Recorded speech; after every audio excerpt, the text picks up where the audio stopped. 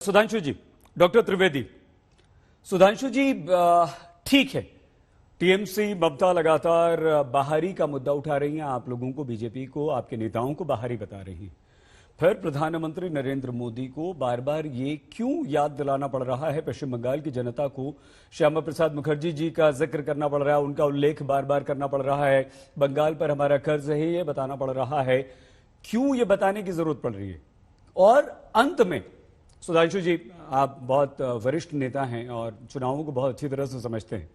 जब वोटिंग होती है, आखिरी घंटे होते हैं, एक दो दिन होते हैं, तो क्या सीधे सीधे वो स्थानीय भाव लोगों में जागृत नहीं होता, जिसका जिक्र प्रोफेसर रागी ने भी कहा कि लोकसभा और विधानसभा को हमें अलग देखना चाहिए? सर,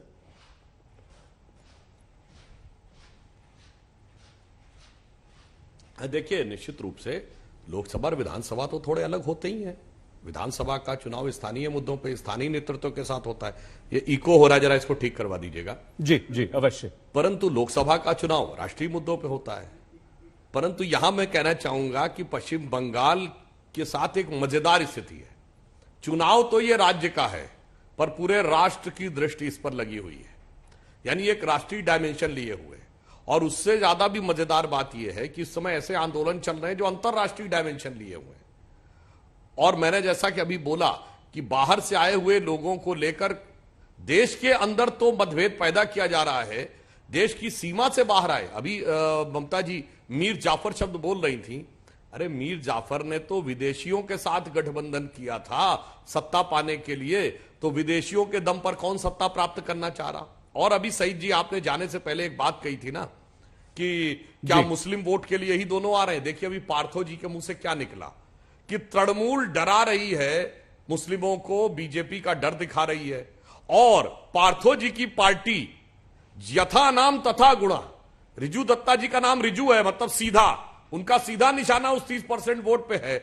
और पार्थो जी का नाम पार्थ यानी अर्जुन, सीधे मछली की आंख दिख रही है। एक ही वोट बैंक के लिए दोनों लगे हुए हैं। ठीक है सर। और पार्थो जी की पार्टी तो फुरफुरा शरीफ के गद्दी नशीन के सजदे में है। और एक वाक्य और कह दूं सईद जी सर, मजे की बात यह है कि लेफ्टिस्ट जो कहते हैं धर्म एक अफीम है, वो आकर मजहबी पार्टी से गठबंधन किए, यानी वो तो कह रहे बेचारे मैं तो अफीम भी खाने को तैयार हूं।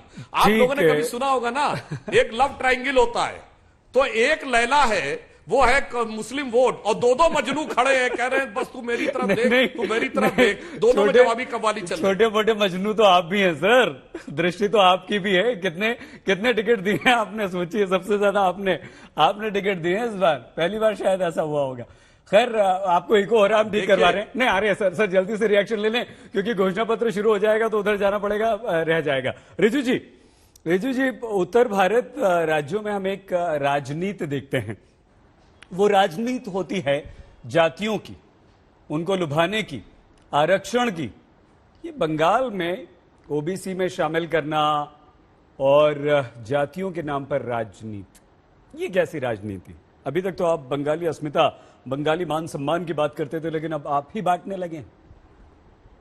नहीं, देखिए सही जी, हम लोग जब पहले से दिन से हम लोग सरकार में आए हैं, तो जो भी पिछड़े वर्ग के लोग हैं या जो भी अल्पसंख्यक कम्युनिटीज हैं, सबको लेके हम लोग चले हैं। हमने मुसलमानों को भी ओबीसी में शामिल किया है। और इस बार जो पिछड़े वर्ग के जाति जो मंडल कमीशन में जो छूट गए थे, उनको हम लोग अभी इन्वॉल्व करने की बात कर रहे हैं। ये हम लोग कुछ नया नहीं कर रहे, ये हम लोग पहले दिन से, जब से सरकार बना था तब से कर रहे हैं। अब मैं कुछ सुधांशु जी और बीजेपी के बारे में टिप्पणी करना चाहता हूं। प्रधानमंत्री कह रहे हैं विकास की बात, डबल इंजन की बात, तोलाबाजी की बात और नौकरी की बात। तो हाँ साहब, विकास तो हुआ है, इसीलिए तो पेट्रोल 100 रुपया, गैस 900 रुपया। नौकरी, जरूर नौकरी देंगे आप, 2 करोड़ नौकरी तो दे दी आपने साल में, और 45 साल का सबसे ज्यादा बेरोजगारी अभी देश में है। तीसरा बात, आप तोलाबाजी की बात करते हैं, तो मैं आपसे पूछना चाहता हूं, आप लोगों का जो फ्लैगशिप प्रोग्राम है हम दो हमारे धोखा, तो वहां से कितना तोलाबाजी आता है कि हर मिनिस्ट्री अपने एसेट लिक्विडेट करने का लिस्ट हर 2 दिन बाद निकालती रहती है। और लास्ट में एक वाक्य सिर्फ मैं बोलना चाहता हूं सईद जी, कि इनका जो डबल इंजन का सरकार है, वो तो यूपी, बिहार, हरियाणा, असम में भी है, वो कैसा कर रहा है थोड़ा जनता जांच ले। और लास्ट में मैं फिर से बोल रहा हूं, ये जो नफरत की राजनीति है ना साहब, पहले इन लोगों ने लोगों के दिल में मुसलमानों के खिलाफ जहर घोला, फिर आ गए क्रिश्चियन, दलित, सिख, लेखक, लेबर, एक्टिविस्ट, एक्टर्स, कश्मीरी, और अभी आ गए किसान पे। तो असल बात यह है ना, ठीक है, बीजेपी ने रिजू इस जी। देश के लोगों के दिल में भारत के लिए जहर घोला, इस देश के खिलाफ जहर घोला।